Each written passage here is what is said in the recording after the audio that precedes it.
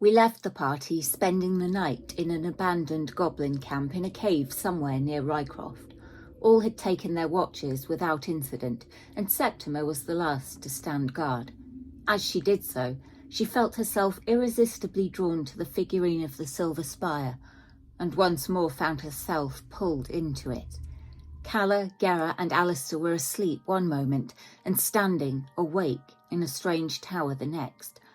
Only Merrick was not pulled in. He had curled up in a bush to sleep where there was decent camouflage, and he was a fair distance from the others, and was most definitely not celebrating his birthday and unable to play. The group made their way through the rooms of the tower, Septima and Calla explaining that the last time they were here, wherever here was, they'd fought a powerful caster. Strangely, nothing seemed to have been moved or disturbed since they had last visited. They quickly progressed through the basement, entry hall and Minotaur maze, finding themselves once more in the library. The 11 stone tiles with the letters in Elvish lay on the floor in front of the statue. ELVESPRELAW.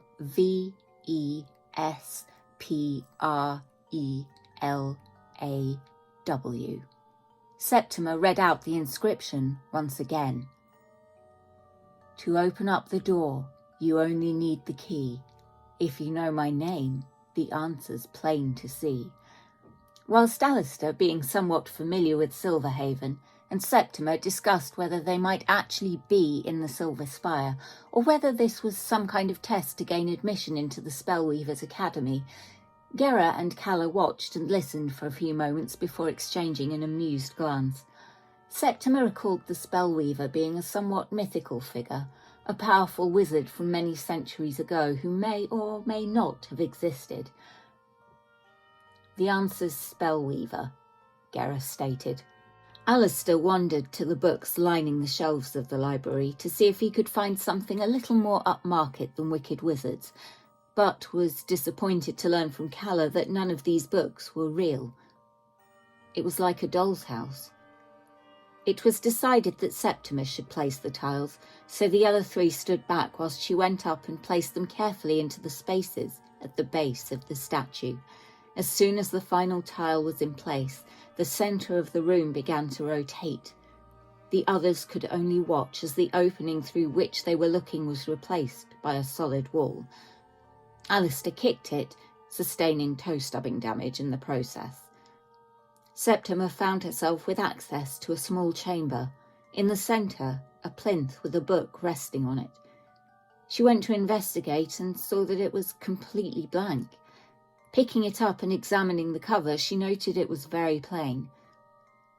The Spellweaver's Tome. She put it into her backpack and returned to the statue. As she left the secret chamber, the room began to rotate back to its original position. Her friends rushed forward to check that she was okay. She replied that she was, but that she'd found this odd book. She showed it to the group, none of whom could read it either. The pages were blank. The group wondered if the wizard who had attacked them before wanted this book, and surmised she may be a little more friendly if they gave it to her. Up they went. Alistair went first, silent and light on his feet. Calla followed, tripping over her own feet and falling with a crash into the room above. There went that plan then. Alistair carefully moved around the perimeter. He saw an elven female in blue robes standing in the centre of the room. She was staring directly at him. He raised his hands to show he meant no harm, but she merely looked at him with a slight expression of disdain. Septima cautiously made her way over to Alistair, whilst Gera and Calla flanked to the left and right. Calla having warned previously that they had been attacked with a cone effect spell, and perhaps shouldn't get too close to one another. Upon seeing Septima holding the tome, the figure's eyes lit up. So you're here for the test again. And then she attacked. She sent 4 magic missiles, one at each of them, all hitting their targets in a forceful blast. Alistair fired his crossbow at her, hitting her with a bolt and doing some damage.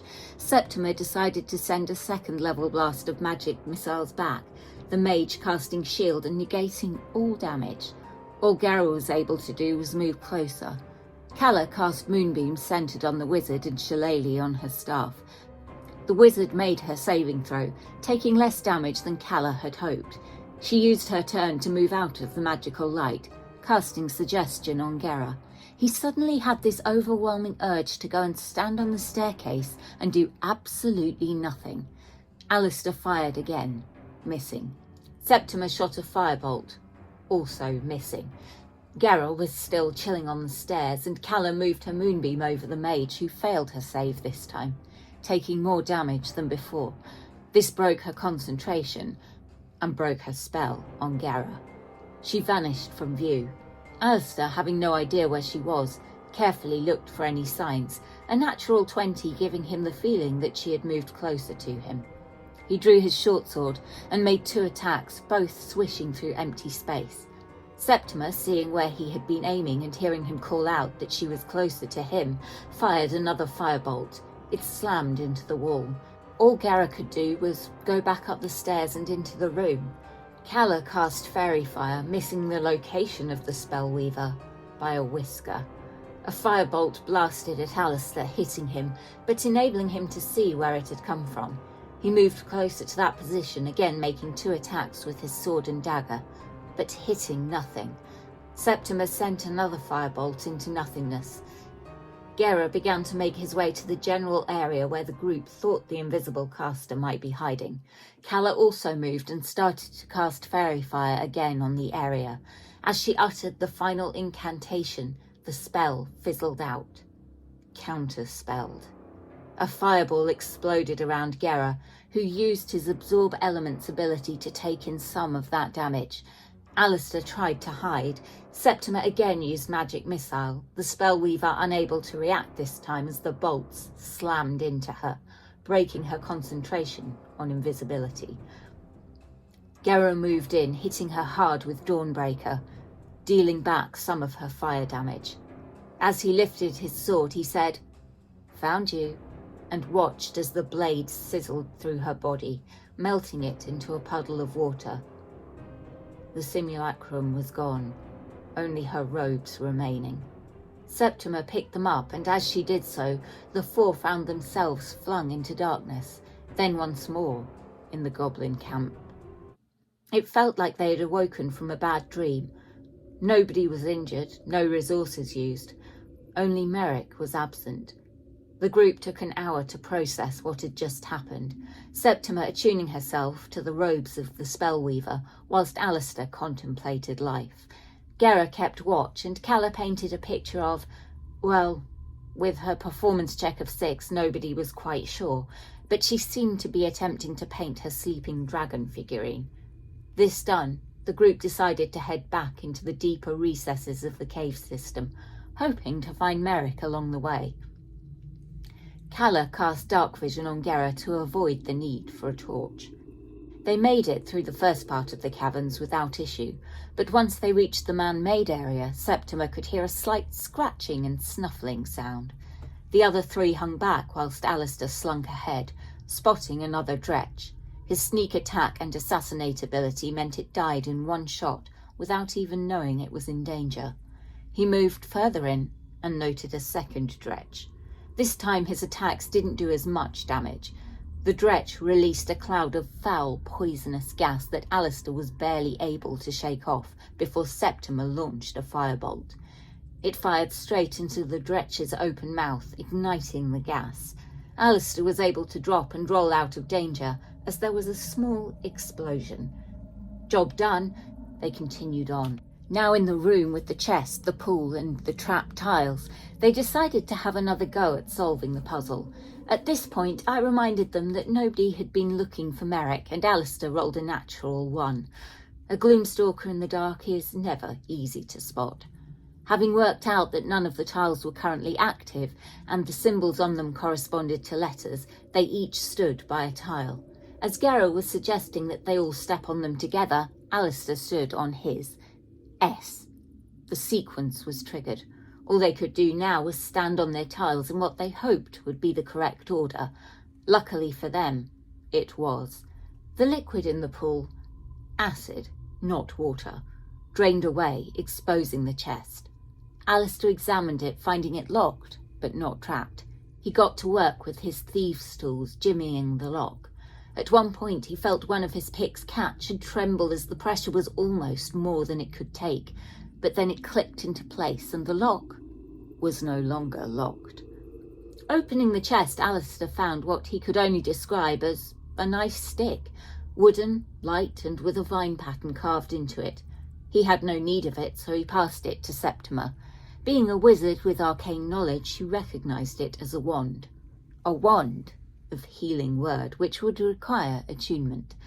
Alistair declared that he would like it after all and took it to spend an hour with it, studying it, and occasionally glancing at his copy of Wicked Wizards.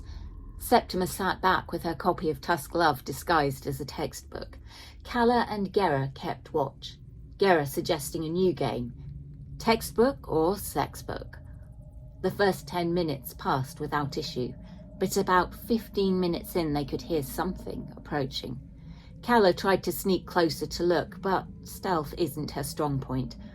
Another of the strange creatures they had fought previously was approaching, glaive in one hand, thorny tendrils of its beard snaking almost independently. It saw her and hit her twice, inflicting her with an infernal wound. She made a strike on it, then backed away, bleeding profusely. Gera was next, rushing up to within 10 feet of it and slashing at it with his glaive, Twilight's Call. He hit, but the damage didn't seem to be as much as he expected, given the force of his blow. Septima launched a firebolt, missing, and only then recalling that it had been immune to fire before. Alistair, hearing the commotion, put the nice stick aside and went to join the fray. He fired a crossbow bolt, hitting. The creature then launched 2 attacks at Gera. He used his shield spell to resist the first, but the second blow landed. Calla cast Healing Word on herself, then sent an acid arrow towards the creature, hitting it though it made its saving throw to resist the full effects. She then backed around the corner as she was in real danger of passing out. Gera drew Dawnbreaker and cast Booming Blade as he stepped in to make his attack. Septima used Witch Bolt to inflict some serious damage, followed by another crossbow bolt from Alistair, after which he made his way behind the creature, flanking it with Gera. It made an attack on each of them, my beautiful liquid core dice rolling a 3 and a 5. Pretty, but useless. Calla wild-shaped into a horse, only then realising she could see absolutely nothing in the dark. She trotted in the direction of the noise. Septima managed to avoid being trampled by her. Gera landed 2 more heavy hits with Dawnbreaker, the creature now looking seriously hurt. Septima mercilessly launched magic missiles, the first bolt killing it and the remaining 3 blasting into the ash. Calla, still a horse, was spooked by the bright flashes and trampled Gera as she charged in blind fear at a wall. She dropped her wild shape once she realised the danger was over. Alistair decided to scoop up the ashy remains and put them into the chest.